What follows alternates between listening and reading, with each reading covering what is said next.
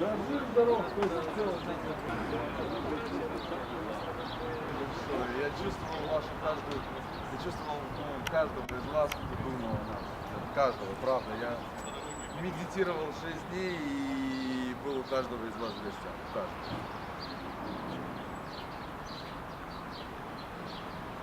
Было все круто, знаешь, как в фильме.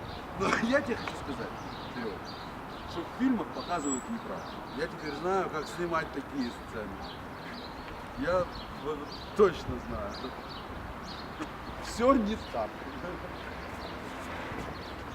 Да, сейчас выключать.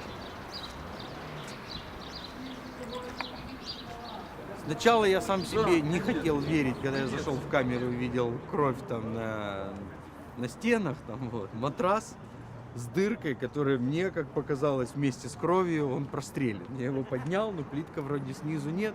Ну, черт его знает, плитка побита в некоторых местах, знаешь, и как бы остаться с этим на сутки. И понимая, что, ну, то есть увезли в направлении таком, и что там вообще происходит вокруг. То есть я понимаю, что это центр Симферополя, что там и все остальное, но куда что может уйти на территории там большого военкомата, черт его знает. И сутки с этим жить, ну, как-то стрёмно. Но еще страшнее стало, когда в камере появился в соседней кадровый офицер, там вот, украинской армии. И я через дырочку, которая там была раньше труба, мы там видели глаз друг друга, там вот. И там познакомились, пообщались, там, ну, как-то так, 2 слова перекинули, потому что эхо большое, чтобы нас не заподозрили в том, что мы общаемся.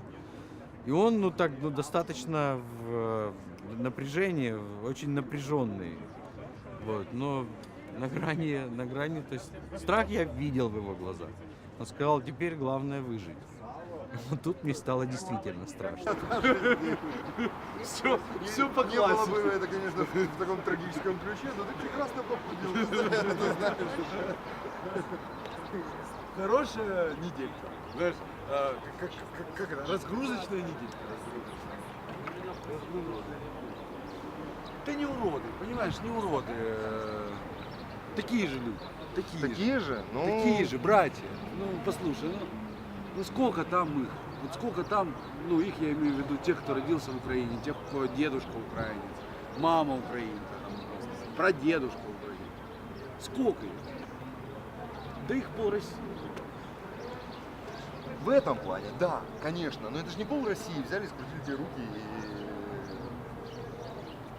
запихнули черти куда.